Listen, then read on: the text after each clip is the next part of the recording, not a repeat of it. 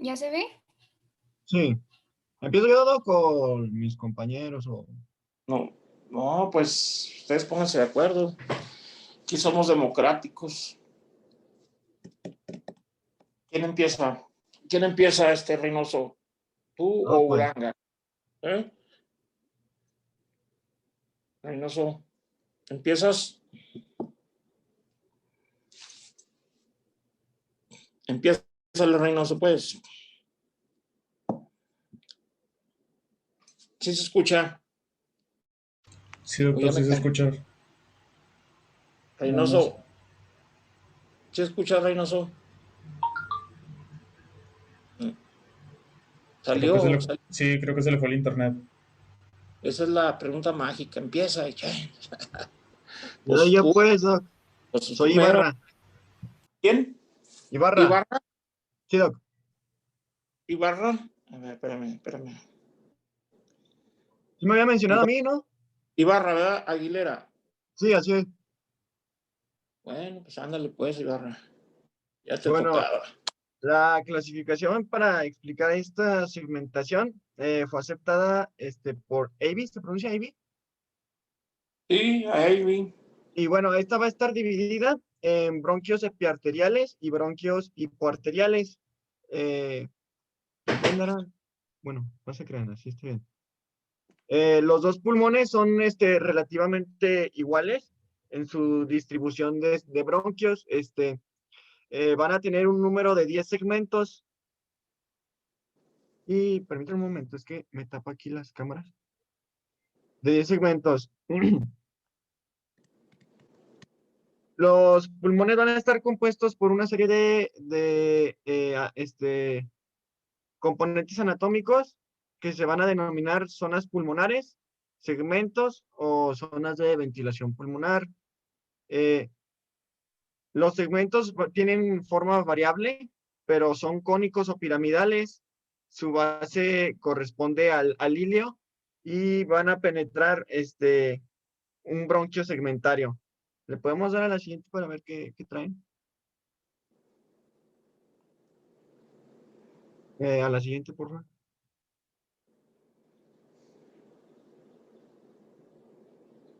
Bueno, los planos de intersegmentarios son de naturaleza conjuntivoelástica y vamos a ver las zonas o segmentos de ventilación pulmonar, que como ya les dije son 10 para cada pulmón. Pero antes de que empieces con la segmentación, ¿qué dijo Avi en su teoría? O sea, ¿por qué dijo que se dividían en segmentos los pulmones y que eran anatómicamente funcionales cada uno por sí mismo? ¿Cuál fue la teoría de Avi?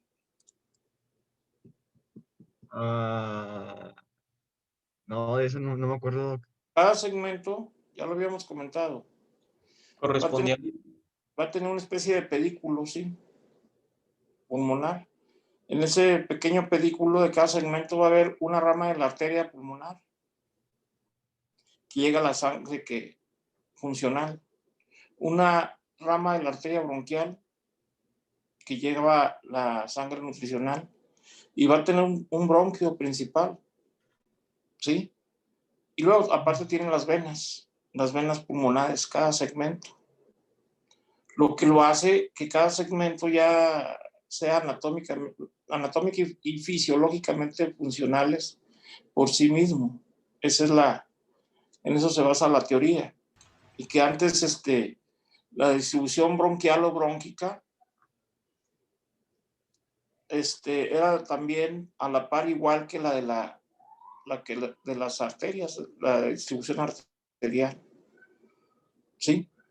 Y la distribución brónquica, pues ya la vimos el día de ayer. Ahora sí, de acuerdo a esto, se van a dividir 10 segmentos. 10 segmentos en el pulmón derecho y 10 segmentos en el pulmón izquierdo. Sí, va a haber segmentos apicales, segmentos dorsales, segmentos ventrales, segmentos basales, ¿sí? Entonces, hasta ya completar los 10 segmentos. Y varía un poco la distribución segmentaria de acuerdo al pulmón izquierdo, ¿verdad? En el lóbulo superior y en el medio. Y vamos a encontrar lo que es la língula y el culmen. Bueno, y ahorita los vamos a ir acomodando los 10 segmentos en cada pulmón. Ahora sí. Doctor, Sí, ¿es por eso que hay gente que puede vivir sin partes del pulmón? sí, pues es la misma teoría que en el hígado, pues. El hígado también se divide en segmentos. Ya cuando lleguemos al hígado, vamos a ver que el hígado también se va a dividir en segmentos. Antes era lóbulo derecho, lóbulo izquierdo, lóbulo de Spiegel, lóbulo caudado, ¿sí? Y ahora también ya vieron que el hígado tiene 8 segmentos. Y también tú le puedes hacer una hepatectomía parcial a un paciente y con el resto del hígado va a vivir y todavía el tejido hepático sí se va a regenerar. De aquí en el pulmón tú le puedes quitar 1, 2, 3 segmentos al pulmón y el resto puede seguir funcionando. O inclusive le puedes quitar un pulmón a un paciente y con el otro pulmón va a seguir viviendo. Claro, ya no con la misma capacidad pulmonar, pero va a seguir viviendo, ¿sí? En el hígado no puedes quitar todo el hígado, el paciente pues, se va a morir. Pero después ahí entra el trasplante hepático, ¿verdad? Que son, pues no es todo el hígado completo, puedes poner unos 3, 4 segmentos ahí como trasplante hepático. Síguele, Ibarra. Bueno, vamos a ver los. ¿Le puedes dar a la siguiente, por favor? A ver si viene ahí lo de los. Sí. Bueno, ahora vamos a hablar sobre los segmentos del pulmón derecho y vamos a ver que está el segmento apical o S1 y está, como dice aquí, la cúpula del pulmón. Le corresponde a este el bronquio apical. Después tenemos un segmento dorsal y a este le va a corresponder el bronquio ventral superior. Y se dice que es el más grande de todos. Después vamos a tener un segmento, bueno, esta es una variante que es un segmento dorsoaxilar que se presenta cuando hay neumonía infantil. Puede o no puede estar, o sea, es Sí, inconstante, eh, ¿sí? No siempre lo encuentras, pero cuando esté, pues ahí es foco de infección más frecuente. Pues de hecho todo el pulmón puede ser foco de infección o que pueda un proceso neumónico afectar. Pero hay áreas donde más puede afectar la infección al pulmón. o sea, este segmento afectaría el funcionamiento del pulmón, Doc. Cualquiera, o sea, mira, por ejemplo, tú puedes tener un proceso neumónico, ¿sí? Del lado derecho. Pero el proceso neumónico puede ser nada más en región basal derecha. Y ese neumonía, esa infección puede afectar el funcionamiento de todo el pulmón por el proceso infeccioso. Ahora, si ya son varios focos neumónicos, pues ya el pronóstico del paciente se agrava, ¿no? Ya es cuando ya es una neumonía de focos múltiples. Pues ya la función del pulmón pues va a estar más disminuida, ¿no? Y el proceso infeccioso va a tener más grave al paciente. Eso es lo que pasa con un proceso infeccioso. ¿Qué más, Ibarra? Bueno, se me había olvidado mencionarles que corresponden los primeros tres al lóbulo superior, los dos siguientes al lóbulo medio y los otros 5 al lóbulo inferior. Por lo tanto, vamos a pasar al lóbulo medio, que en este comprende el segmento externo lateral y a este le corresponde el bronquio cuneiforme, un bronquio de forma cuneiforme. Después tenemos el segmento intermedio medial, y este corresponde a la cara anterior del pulmón. Y a este le va a corresponder también, a su vez, el bronquio B5. Después vamos a pasar a los del lóbulo inferior, que son los últimos 5 del pulmón derecho. Y está un segmento apical inferior. Este tiene forma de pirámide triangular. Eh, Y a este, ay, se me olvidó qué bronquio le corresponde a este. Pues el bronquio 6. O sea, todo también va por número. Si es el segmento Man, apical 6, le toca el bronquio 6. ¿sí? Ok, entonces van relacionados así, uno y uno. Sí. Después Sí. tenemos el segmento basal interno y este ocupará la cara mediastínica. Entonces, como nos dijo el doctor, le corresponde el bronquio B7. Después tenemos el segmento basal anterior y a este le corresponde el bronquio ventrobasal B8. El segmento basal externo está ventilado por el bronquio B9 y después vamos a terminar con el segmento Y basal las características de este segmento, que es uno de los de mayor volumen, ¿sí? Ese segmento de los más grandes. Y luego ya pasas al 10. Sí, es el basal posterior y está en el lóbulo inferior del pulmón, si mal no me acuerdo, y le corresponde el bronquio 10. Después vamos a tener el pulmón izquierdo que tiene. ¿Le puedes dar a la siguiente, por favor? Bueno, ahí estaba representado gráficamente los segmentos. Ahorita los vemos. Luego tenemos el pulmón izquierdo y en su lóbulo va a haber una parte superior que se va a denominar culmen y una subyacente que se va a llamar língula. ¿Sí se dice língula, Doc? Y língula. La língula. Culmen y língula. Entonces, el culmen va a estar dividido en tres. Como vimos, ya es el segmento apical, aquí está. Y este va a estar con el bronquio 1. Después vamos a tener un segmento dorsal que va a estar por el bronquio B2. También va a estar el segmento 3, que va a ser el que corresponde al ventral. Y este es el más voluminoso de los tres y le va a corresponder el bronquio B3. Después la língula comprende un segmento superior, que es el segmento 4, y le corresponde el bronquio lingual B4 o B4. Después vamos a tener el segmento B5. Este tiene forma de prisma triangular y le corresponde el bronquio B5, perdón. Después vamos a encontrar el lóbulo inferior. Recordemos que este pulmón solamente tiene 2 lóbulos y está compuesto por 5 segmentos. El segmento apical inferior corresponde al S6 y también tiene forma de prisma triangular y le corresponde a el bronquio B6.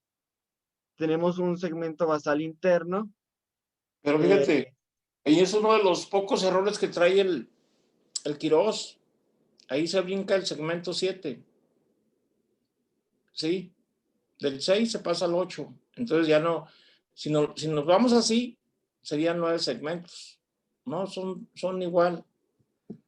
Son 10 segmentos. Ahí faltó el segmento 7. ¿Sí? Que también es basal. Entonces ahí faltaría el segmento. Si tú revisas el néter, ahí en el néter se ve claramente el ¿Y segmento. se llama igual que en el derecho, ese segmento? Sí. Sí, basal interno y ventilado por el parabronquio interno. Sí. Entonces, chequen el néter. Ahí También viene. falta uno anterior, ¿no? Porque está el interno, externo y posterior. Tiene que ser un dorsal y tiene que ser un ventral. Sí, es el que falta en el libro, porque solo viene el posterior, interno, externo. Entonces falta el posterior, que tiene que ser un dorsal y un El ventral. anterior. El ventral es anterior y el dorsal es posterior. ¿Sí? ¿Qué más, Ibarra? Bueno, nos quedamos en el basal externo, que es el S9, y ocupa el lóbulo inferior y está ventilado pues, por el bronquio B9. Por último, vamos a tener el segmento 10, segmento basal posterior se denomina, y es el más voluminoso. Va a ocupar, como su nombre dice, la parte posterior del lóbulo inferior, y a este le corresponde pues el bronquio 10. ¿Le pueden dar a la siguiente, por favor? Bueno, los bronquios intrapulmonares, vamos a hablar de su forma. Tienen una forma cilíndrica A diferencia de los extrapulmonares, pues estos no están aplanados por detrás y vamos a encontrar en ellos ramificaciones. Se van a ir ramificando y se van a ir haciendo más delgados. Sus anillos van a desaparecer y en estos los van a sustituir placas, unas placas más o menos redondeadas que van a llegar hasta antes del bronquio intralobulillar. Sí, se dice intralobulillar. Ujú. Eh, Ahí, Barra, a ver, síguele, ¿ya regresó el Reynoso? Ustedes no regresan. Doc, Mande. ¿me escucha? Sí, sí, te escucho. ¿Ya estás ahí, Reynoso?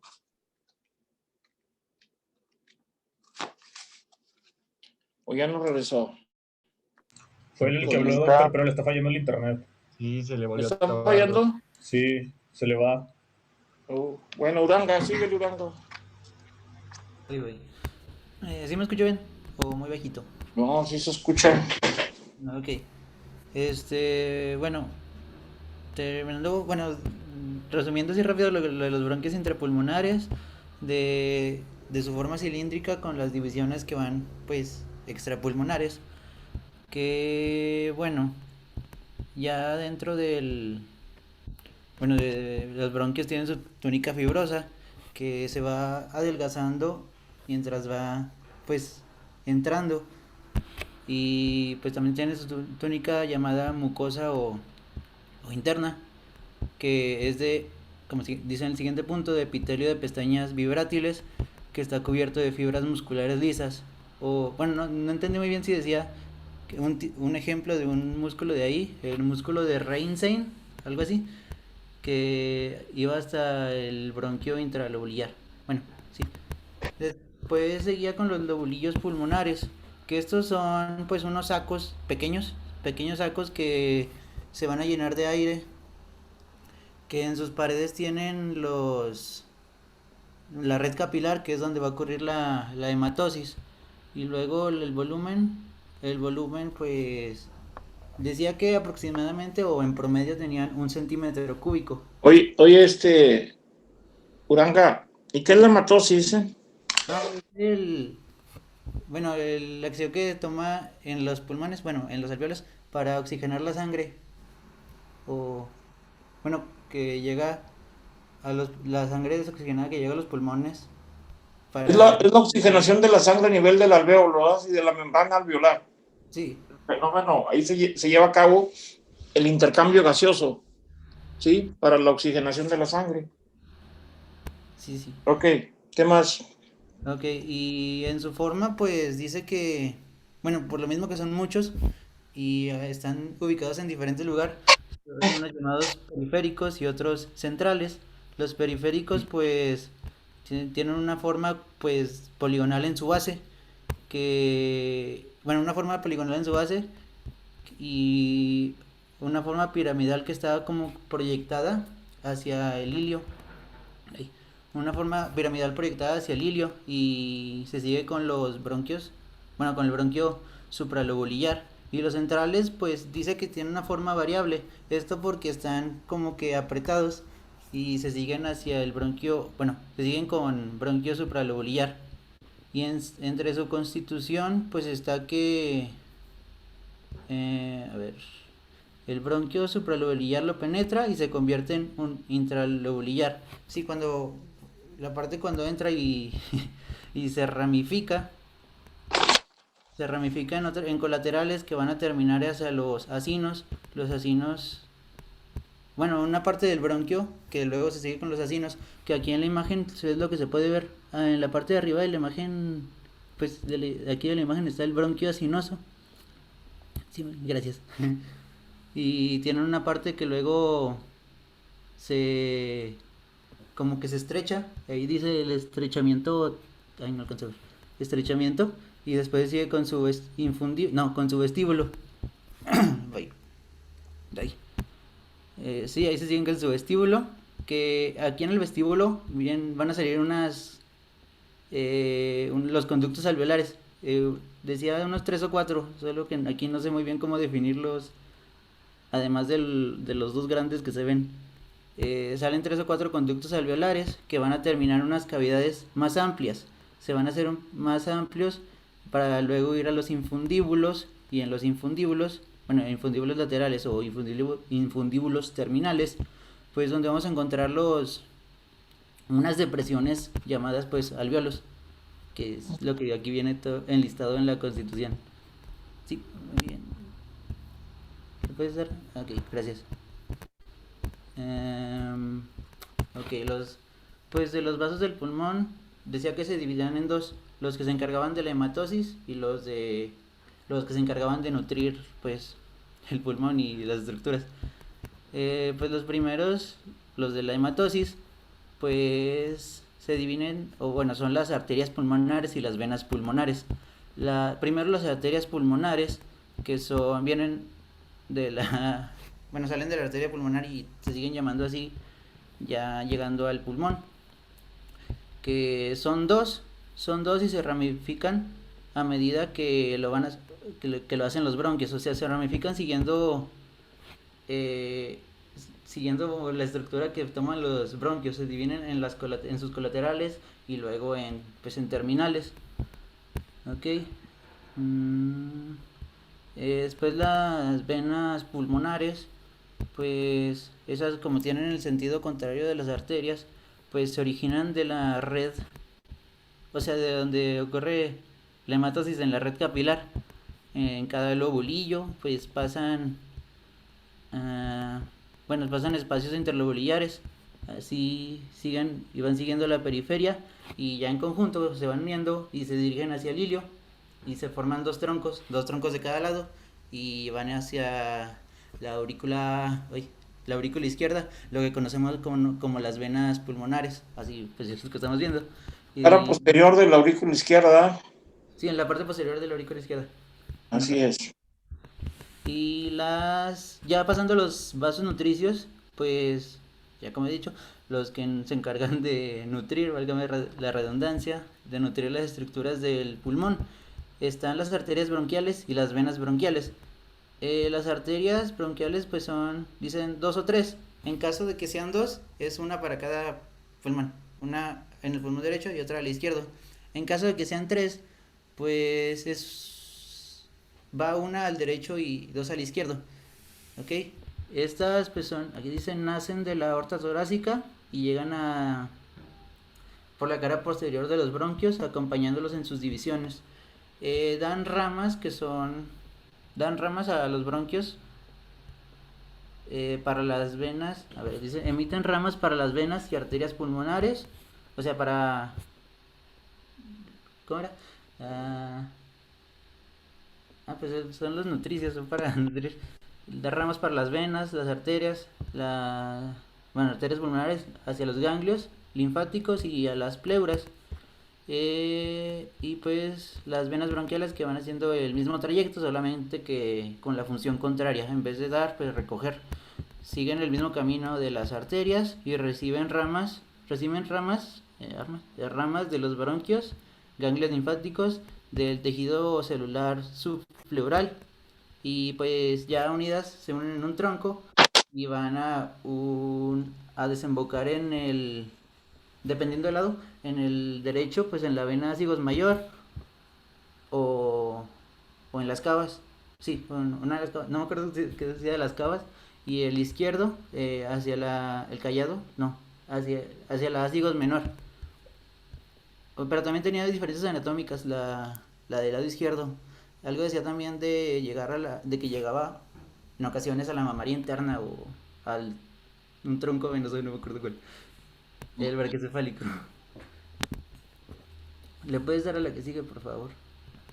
Ok, y los ganglios linfáticos, bueno, los linfáticos. Ok, la parte del linfático lo divide en grupos ganglionares y en vasos linfáticos. Vamos a empezar con los grupos ganglionares, los cuales pues los divide en 4. Y aquí los tienen con un mapita. Los mediastinales anteriores, los mediastinales posteriores, intrapulmonares y peritraqueobronquiales, que estos a su vez se dividen en otros 3. En otros 3 peritraqueales. Bueno, vamos a verlos desde ahorita. Los primeros, los mediastinales anteriores, pues se lo dividen en tres cadenas pues del mismo nombre, pero en diferente lugar, ya que son dos laterales y una media disculpen el ruido, pero es que hay una fábrica aquí a un lado, no sé si se escuche, pero se escucha mucho para mí. La cadena mediastinal anterior, primero tiene la izquierda, ok. La cadena mediastinal anterior izquierda, pues es más o menos diciendo las relaciones o por dónde va, es que va delante de la aorta, junto a donde pasa el nervio vago, bajando junto con el nervio vago, y recibe pues la linfa o lo linfático de una parte es yugulosubclavio derecho. Estoy diciendo la izquierda o la derecha, perdón. Estás mezclando el izquierdo, ¿no? Pero aquí nomás con que se aprendan el grupo, los grupos angulares y dónde están ubicados, nada más, con eso. Ok. ¿Sí? ¿Dónde se ubica, por ejemplo, el mediastinal anterior, el posterior? El intrapulmonar, ya sabemos que es en el parénquima. Los peritraqueobronquiales es alrededor de la tráquea y bronquios en la periferia. ¿Sí? Es nomás la ubicación, para que no se metan en tantos broncas. Okay. Bueno, yéndonos por el nombre, terminando con los peritraqueobronquiales, por ejemplo, los peritraqueales, pues en la periferia de la tráquea se hacen dos cadenas, izquierda y derecha. Después tienen los intertraqueobronquiales, que pues están en el ángulo, dice que estaban en el ángulo de separación de los bronquios. Y los pedículos pulmonares, pues nada más algo decía que formaban o estaban en la parte del pedículo pulmonar. Y le puedes dar la siguiente prueba. ¿Y sabes qué es el pedículo pulmonar, no? Sí, pues hay... ¿Qué viene siendo el pedículo, Uranga? Pues la parte la parte donde van a salir por ejemplo, no sé cómo decirlo, pero o sea, el ilio en la parte el ilio. Sí, es el ilio, el bronquio, la arteria, la vena. Sí, eso es lo que es el pedículo. Sí. Ok, y bueno, de los vasos linfáticos, dice, una red en los lóbulos. Ok, aquí en los pulmones pues hacen una red en la superficie ya de los lóbulos de los pulmones, en la que tienen troncos que van separándose o juntándose y terminan en los ganglios peritraqueobronquiales. Aquí lo dice. Y pues los podemos ver de una manera más o menos igual en los dos pulmones, pero vamos a verlos un poquito cada uno. Primero en el pulmón derecho, pues los dividen en tres territorios linfáticos: el superior, el medio y el inferior. El superior primero, el superior, que es recoge en la parte del lóbulo superior, así, y está rápido aprendérselo porque va el superior en el lóbulo superior y bien vierte en los ganglios laterotraqueales derechos. El medio, primero el inferior pues es en la parte inferior del lóbulo inferior, ahí es donde está, y envía linfa hacia, de linfa de los intertraqueobrónquicos, aquí dice, intertraqueobrónquicos y ganglios intertraqueobrónquicos, y el medio pues recoge envía su linfa en la parte que no está en los otros dos, o sea, en la parte en la parte intermedia entre los otros dos territorios. Ok, y en el pulmón izquierdo pues se divide igual en superior, medio e inferior. El superior pues vierte a la laterotraqueal izquierda y mediastinal anterior. El inferior a los ganglios de la bifurcación, y el medio igualmente en la parte media pues entre los dos, que quedan, creo que son las mismas estructuras: el mediastinal anterior, laterotraqueal izquierdo y ganglios de la bifurcación. ¿Le puedes dar la siguiente, por favor? Esta es una imagen de los ganglios, nomás que no alcanzo a ver. Sí, gracias. Ok, y lo último que viene del capítulo es pues los nervios del pulmón. ¿De dónde provienen? Aquí están, provienen de de los plexos pulmonares anterior y posterior. Tiene ramas de lo que es el vago y el simpático. Y cuando entran, bueno, aquí se termina, pero la parte cuando entran, entran junto con los vasos arteriales y algunos conductos, bueno, en la parte del pedículo, los conductos aeríferos, sí, en el ilio, y van a terminar sobre los vasos sanguíneos y sus divisiones, y en sus divisiones bronquiales, y así es como se va a formar, bueno, se va a formar el llamado plexo subepitelial, subepitelial. No, lo del plexo subepitelial es las fibras sensitivas. Y también había algo de las fibras motoras que iban a la capa muscular del pulmón. Sí, así. Creo que ya estuvo. Muy bien, Uranga.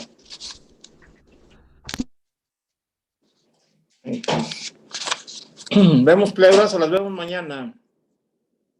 Como quiera, Doc. Pues ustedes, yo ya comí, pero ustedes no. ¿Ya comieron? No, Doc, pero le digo como quiera. O sea, aquí traigo la presentación y pues me dijo que un resumen, así que pues está rápido. ¿Cuánto te llevas? Unos 10 minutillos, yo creo. Dale pues, de una vez. No, ya sí, pues. Bueno, yo les voy a hablar de las pleuras. Primero, pues, ¿qué es la pleura? La pleura es una membrana serosa que recubre a los pulmones y otras estructuras que se encuentran en la cavidad torácica.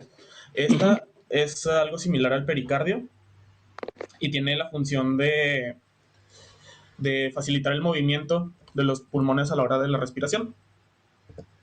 No cambia. Ahí está. Esta pleura se divide en dos, en una pleura visceral, que es la que se encuentra más íntimamente ligada pues al pulmón, porque en sí vendría a ser lo que lo recubre, y está adherida al tejido al tejido de parénquima de pulmonar. Y esta pleura visceral hace que el pulmón tenga como que una textura lisa, además de que le da como que cierto brillo. Y pues ya, o sea, está muy sencilla esta pleura porque pues básicamente, como les mencioné, es la que se encuentra nada más recubriendo el pulmón. Luego ya sigue la pleura parietal. Esta está un poquito más completa porque esta recubre varias estructuras dentro de la caja torácica y se puede dividir en varias, que son 4, pero ahorita se las voy a explicar. Primero, aquí tenemos un corte transversal de lo que viene siendo los pulmones y el corazón, porque de aquí del centro es el corazón, los pulmones, aquí tenemos, aquí está las vértebras y el esternón. Que está señalado, pues como podemos observar es la pleura visceral y como les mencionaba es la que se encuentra más íntimamente ligada al pulmón. Está tan íntimamente ligada que incluso se inserta dentro de las fisuras del pulmón. Y luego ya sigue la pleura parietal, que es la que se encuentra pues recubriendo, por así decirlo, la pleura visceral. Y luego ya tenemos lo que es la cavidad pleural. En esta cavidad pleural es la que ayuda a facilitar el movimiento, porque dentro de ella se encuentra el líquido pleural, que es el que ayuda a que no exista el roce entre estos dos. Además de que esta cavidad pleural pues es una cavidad virtual, creo que se llamaba, que básicamente se podría decir que es una cavidad muy insignificante, o sea, que no se nota, por así decirlo. ¿Te apellido Saracho, el primer apellido? No, de Aro, es de Aro Saracho. Por eso no te llamo. No, mira, o sea, hay una pleura parietal. Ajá. Esa va a recubrir prácticamente toda la pared torácica, ¿sí? La pleura parietal recubre la pared torácica por dentro, por su cara interna. Sí. ¿Qué es la pleura? Pues es una serosa, ¿sí? Es un tejido muy delgadito, casi igual al peritoneo, que también es una serosa, pero bueno, de diferente constitución anatómica, pero es una serosa. Esa pleura parietal, ahí en la parte media del mediastino, ahí se va a unir con la pleura visceral. y ahí van a formar el ligamento triangular del pulmón, que es el límite entre el mediastino anterior y el posterior. La pleura visceral, como ya lo dijiste, bien dijiste, pues es la que cubre prácticamente el pulmón. Y entre la pleura parietal y la pleura visceral te va a quedar un espacio, que ese espacio pues es bien importante. Es el espacio, tiene una presión que es positiva o negativa. Negativa. Negativa. Esta presión negativa hace que el pulmón se pueda expander, hacer el movimiento inspiratorio, ¿sí? Eso es lo que hace que el pulmón... Es lo que hace que no se colapse, ¿no? Que no se vaya a colapsar en los movimientos respiratorios, ¿sí? Si se pierde esta presión negativa a una presión positiva, ahí el pulmón se va a colapsar. ¿Cómo se puede perder esa presión negativa? A ver, Manuel. Pues supongo que con o sea, que exista una penetración, por así decirlo. Por una herida por proyectil de arma de fuego, una herida por arma blanca o una lesión por una fractura costal que lesione esa pleura, ahí, bueno, y haya una comunicación hasta al exterior, esa presión negativa que teníamos en el espacio interpleural se va a hacer presión positiva. Sí, ¿Eso pasa porque entra aire? Exactamente, por eso la vuelve positiva, ¿sí? Recuerda que está negativa y si entra aire, pues la va a volver positiva. Sí, de hecho tengo entendido que por eso era muy importante cuando existía, por ejemplo, una fractura de costillas, porque pues las costillas podrían penetrar el pulmón. Pueden penetrar la pleura, ya penetrar el pulmón sí está más difícil. Bueno, pero la pleura sí te la lesionan, la pleura parietal. Si te lesionan el pulmón, quiere decir que se desplazó mucho la costilla y sí, es más difícil. Pero sí te la pueden lesionar. Lo que pasa es que ahí en una lesión de costilla muchas veces no hay, como en la herida por proyectil de arma de fuego o la herida por arma blanca, no hay comunicación hacia el exterior, vamos. ¿Sí? Puede haber fuga de aire, pero ese aire se va a quedar ahí entre ¿qué te diré? Ahí se va a quedar en el tejido blando, que viene siendo lo que se viene como enfisema subcutáneo, ¿sí? Entonces ahí el neumotórax no va a ser tan evidente, vamos. Puede ser un neumotórax del 10%, del 15%. Cuando ya es un neumotórax de un 90%, de un 80%, es cuando ya hay comunicación hacia el exterior, como las heridas por arma blanca. ¿Sí? Y entonces ahí ese es lo que le da, entonces ese espacio sí es importante, ¿verdad? Es importante desde el punto de vista fisiológico por la función que tienen para el movimiento respiratorio. ¿Sí? Si llegara a ver ahí un neumotórax, pues hay que poner una sonda pleural y conectar esa sonda a un pleurovac y el paciente dejarlo internado y, pues, para poder que ese pulmón se vuelva a reexpandir. ¿Sí? ¿Qué más? De Aro Saracho? Vámonos, así pues. Luego ya, pues, debajo de la pleura visceral está el tejido subpleural, que es el que le permite adherirse al parénquima del pulmón. Saracho, ahí le dejamos, porque me están llegando muchos mensajes, llamadas y esto. Ahí le dejamos ya 10 minutos y mañana terminas. Y bueno, vamos a empezar aparato digestivo. Déjame ver. 1, 2, 3, 4.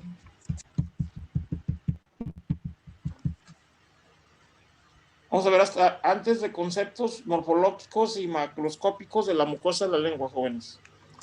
Sí, es página 74. Sí, estoy bien, doctor, gracias. Hasta ahí llegamos mañana, si Dios quiere. Nos vemos mañana, jóvenes. Hasta mañana, doctor. Hasta mañana, doctor. Mañana. Hasta mañana, doctor. Gracias.